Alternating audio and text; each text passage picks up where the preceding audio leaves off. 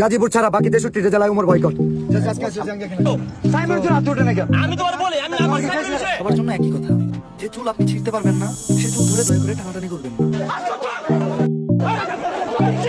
কয় ডলার কামাইছো আজকে থেকে কন্টেন্ট বানাবো না, মাসে কয় ডলার কামাও?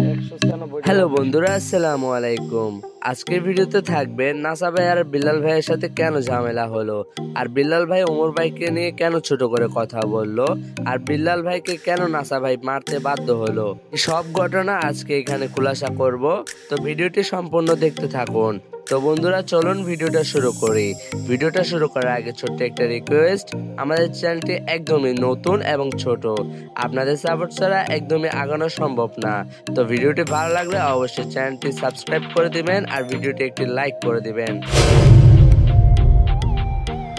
নাসা ভাই সহ আমাদের শেরপুরের যত কন্টেন্ট ক্রিয়েটর আছে, নাসা ভাইয়ের জন্য আমাদের সাথে হাতে হাত মিলায় কাঁধে কাঁধ মিলায় কাজ করে ইনশাআল্লাহ। বন্ধুরা আপনারা তো দেখলেনই, প্রথম নাসা ভাই আর বিল্লাল ভাই কোনিমিয়ার ফান্ড কালেক্ট করার জন্য একসাথে কাজ করতেছিল। পরবর্তী এমন তাদের সাথে কি ঘটলো যার কারণে তারা লাইভে এসে ঝামেলা করতে বাধ্য হলো। তাদের ঝামেলার ভিডিও পুরো নেট দুনিয়ায় ভাইরাল। সমস্যা নাই, কোনিমিয়ার পাশে আমরা দাঁড়াইছি 48 ঘন্টা। আচ্ছা কোনি আমরা সাইমনের জন্য যে সে পূজা দিয়ে কাজ করছে। আজকে তুই তো সাইমন কই? সাইমনের জন্য হাত উঠে না, সাইমনের জন্য হাত উঠে না কেন? আমি তোমার বলি আমি আমার সাইমনের জন্য কোনো কন্টেন্ট আছে? তো বন্ধুরা এখানে ঘটনা হচ্ছে, নাসা ভাই বিনোদন আর বিল্লাল ভাই যখন লাইভ করে, ঠিক লাইভ 48 ঘন্টা পার হওয়ার পরে বিল্লাল ভাই নাসা ভাইয়ের এলাকায় যায়। এলাকায় যাওয়ার পরে নাসা ভাইকে জিজ্ঞাসা করে 48 ঘন্টা পার হয়ে গেল, তোমার কোনিমিয়ার ফান্ড কোথায়, তোমার টাকা কোথায়? এই নিয়ে তর্কাতর্কি হলে বিল্লাল ভাই কি করে, নাসা ভাইকে তুই তুকারি করে। তারপর এক সময় এই ঝামেলা সৃষ্টি হয়ে যায়। আর আমরা সবাই জানি নাসা ভাই বিনোদন ফানি ভিডিও বানিয়ে থাকে। তো ফানি ভিডিওর মাধ্যমে বিল্লাল ভাইকে রোস্ট করা হয়েছিল যে জাইঙ্গা বিক্রি করার। এরপর বিল্লাল ভাইকে যে রোস্ট করেছিল নাসা ভাই টিমের আমিন নামের একটি ছেলে। তো বিল্লাল ভাই লাইভে এসে বলে আজকে আমি ওর থেকে জাইঙ্গা কিনতে এসেছি। এই কারণে দেখা করতেছি না, জাস্ট আজকে আসলে জাঙ্গা কেনার জন্য। সো তোমার জাঙ্গা ফেলো ভাই, অর্ডার দিলি ভাই আনে আও। ঠিক মূলত এই কাহিনীগুলো নিয়ে তাদের মধ্যে দ্বন্দ্ব সৃষ্টি হয়, এক প্রকারে হাতাহাতি হয়ে গিয়েছিল।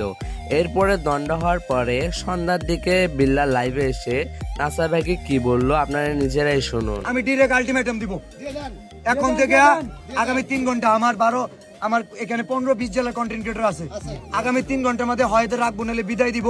শেরপুরবাসী, শেরপুর সদর নাসার বিরুদ্ধে কি করে আমি এটা দেখবো। তো এখানে মূলত বিল্লাল ভাই বলতে চাচ্ছে পাম্পে যে ভেজালটা হয়েছে, নাসা ভাই যে বিল্লাল ভাইয়ের গায়ে হাত তুলেছে, এর জন্য সে বিল্লাল ভাই ফান্ড কালেক্ট করা বন্ধ করে দিবে।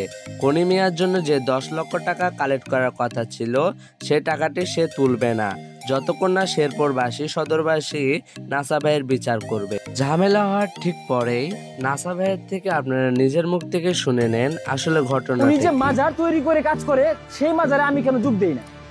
তার মাজারে আমি যোগ দেই না এজ লাইক দ্যাট, মানে তাকে যে সবাই চাটে, রাসেল কেন চাটে না? খলনায়কের মতো বাইক থেকে নেমে সেরে আমার টিম মেম্বার আমিনকে থাপা দিতে ধরছে।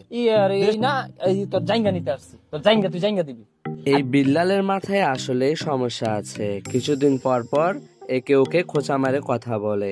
আর বিল্লাল যা করতেছে মনে হয় না এই প্ল্যাটফর্মে আর বেশি দিন টিকে থাকতে পারবে। কিছুদিন আগে ওমর ভাইকে নিয়ে বাজে কথা বলা, ওমর ভাইয়ের বাড়িতে নাকি ঘর বাড়ি নাই, আরো কত কিছু। ওমর ভাই নাকি 63 জেলায় বয়কট। আপনারা যাকে মানবতার ফেরিওয়ালা চেনেন, এ আসলে একটা বড় বাটপার। ফান্ড কালেক্ট করার নামে মানুষের টাকা আত্মসাৎ করেই কিছুদিন পর পর মানুষের সাথে ঝামেলা সৃষ্টি করে থাকে। এই উমর সাপরি বলতে তার নাকি বাড়ি নাই, এই ভিডিওটা কাট করে পাঠাইও, তার বাড়ি করার জন্য টাকা লাগলে আমি দিয়ে দিব। যত টাকা লাগে সাপরি উমরের নাকি বাড়ি নাই, তার নাকি ভবিষ্যৎ দরকার। মানুষ কত বড় অহংকারী হলে মানুষকে নিয়ে এভাবে কথা বলতে পারে? শুধু বাড়ির কথা নয়, কিছুদিন আগে বলে ওমর ভাইকে নাকি 63 জেলা থেকে বয়কট করা হবে। গাজীপুর ছাড়া বাকি 63টা জেলায় উমর বয়কট। এন্ড এর পরবর্তীতে উমরের সাথে যদি কিছু হয়, চর্চ বিল্লাল দায়ী না। মানুষকে এরকম হুমকি দামকি দিয়ে ছোট করে কথা বলায় এই বিল্লালের স্বভাব। আসুন দেখি ওমর ভাই এই বয়কটের বিষয়ে কি বলে। তো ওমর ভাই তার ফেসবুক পোস্টে বলে, আগামীকাল 20 নভেম্বর আমার মালয়েশিয়ার ফ্লাইট ছিল, এই জন্য একটু ব্যস্ত ছিলাম, অনলাইনে সময় দেওয়া হয় নাই। তো হুট করে আমি জানতে পারলাম 24 ঘন্টা পর আমি নাকি 63 জেলা থেকে বয়কট। এরপর মালয়েশিয়ার যাওয়ার আগের দিন ওমর ভাই লাইভে এসে সব খোলাসা করে। আসুন ওমর ভাই কি বলে সেটাও দেখি। মাতালের কথা বিশ্বাস করা যাবে কিন্তু পাগলের কথা না। 24 ঘন্টা পরে নাকি আমি 64 জেলা থেকে বয়কট। এই ঘুম থেকে ওইটা দেখি আমি তোমার মতো 10টা বিল্লার সামনে খাড়া করে রাখা 2 মিনিটের ভিতরে কাম দিয়ে বাইতে পাঠা যাওয়ার মতো এবিলিটি আমাদের মুখে আছে, কারণ তুমি যে আজের কাজ কাম করো। তো বন্ধুরা আপনারা তো দেখলেনই এসব কাহিনী, এই বিল্লালি বাদায় আর বিল্লালি সবাইকে দোষ দেয়। তো বন্ধুরা আজকের ভিডিও এই পর্যন্তই, পরবর্তী ভিডিওতে আবার দেখা হবে। ভিডিওটি ভালো লাগলে অবশ্যই লাইক করে দিবেন, চ্যানেলটি সাবস্ক্রাইব করে দিবেন। আল্লাহ হাফেজ।